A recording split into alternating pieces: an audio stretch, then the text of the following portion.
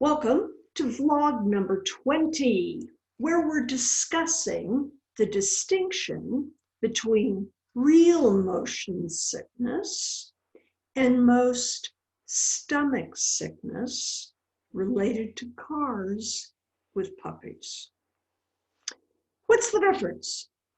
I know that if I was forced to sit in the back seat of a car going up a winding road up the mountain in no time at all, I would have motion sickness.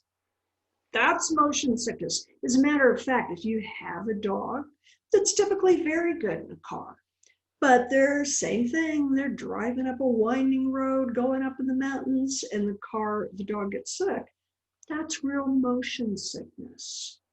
Very, very different than stomach sickness in puppies, which is where car sickness usually begins. What's the difference? Motion sickness is physiological. There's a physiological reason we get sick to our stomachs. Most stomach sickness that puppies experience in association with a car is learned. How did they learn it? Well, unfortunately, for a lot of puppies, their very, very first ride, they were worried. They understood that they were leaving their home, all of their litter mates, everything they ever knew. It's scary. They associate it with this humming, the vehicle that took them away from everything they knew could be traumatic. And the hard thing about trauma is trauma goes directly into our subconscious. It takes a lot of repetition to heal. But again, most car sickness, stomach sickness in puppies can be relearned. As a matter of fact, I have never had a dog that I couldn't get over car sickness.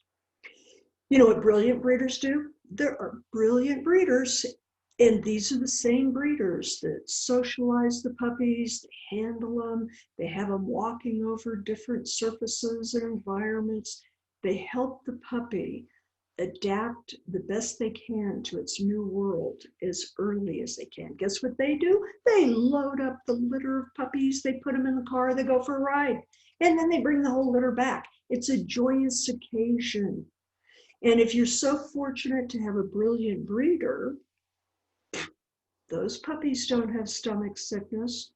If you knew that you were going to be driving somewhere to pick up your puppy and bring it home, suggestion, call in advance. Say, are you a brilliant breeder? And if not, could you take the puppies for a ride? I don't want the first car ride to be traumatic.